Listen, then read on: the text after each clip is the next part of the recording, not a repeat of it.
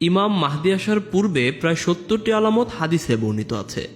তার মধ্যে প্রায় ৬৫টি পূর্ণ হয়ে গেছে। এর কয়েকটি নিচে তুলে ধরা হলো। মানুষের ধন সম্পদ বৃদ্ধি হবে। মানুষ চুলে কলব ব্যবহার করবে। ঘন ঘন ভূমিকম্প হবে। বিনা বিচারে হত্যাকাণ্ড বেড়ে যাবে। ঘন ঘন বাজার বসবে এবং মহিলারা সর্বপ্রথম সেখানে ঢুকবে। মহিলারা পণ্য হবে তথা তাদেরকে দিয়ে দোকানে বসানো সহ বিভিন্ন অ্যাডভার্টাইজিং করানো হবে। পুরুষের তুলনায় মহিলাদের সংখ্যা বৃদ্ধি পাবে। এছাড়াও রয়েছে ঘন ঘন বজ্রপাত হবে। বিভিন্ন এলাকার মানুষের যখন পরস্পরের সাথে দেখা হবে, তারা বলবে, গত বজ্রপাতে তোমাদের এলাকায় কতজন মারা গেছে। সুদের ছড়াছড়ি হবে। দুর্নীতি বেড়ে যাবে। কোনো অপরাধে শাস্তি কায়েম হবে না। জিনা, ব্যভিচার, প্রেম, ভালোবাসা, অবৈধ সম্পর্ক, পরকীয়া বেড়ে যাবে। সময় দ্রুত চলে যাবে, বরকত কমে যাবে। গান বাজনা ব্যাপক বৃদ্ধি পাবে এবং তাকে হালাল মনে করা হবে। মদ্যপান বেড়ে যাবে এবং তা অন্য নামে বিক্রি হবে। কাফের শাসকদেরকে বন্ধু বানানো হবে। অযোগ্য ব্যক্তির হাতে ক্ষমতা থাকবে।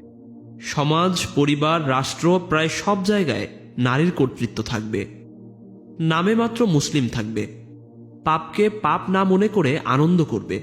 বেশি পরিমাণে বিদআত বৃদ্ধি পাবে। আকাশ থেকে ফিতনা বর্ষিত হবে। বলা যেতে পারে আজকের যুগের স্যাটেলাইট বা ইন্টারনেট।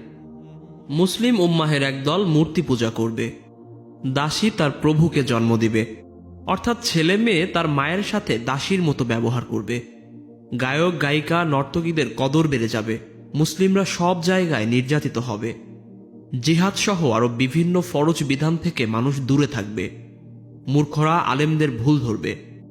ফুরাত নদী শুকিয়ে যাবে, যা বর্তমানে শতকরা ৯৪% শুকিয়ে গেছে।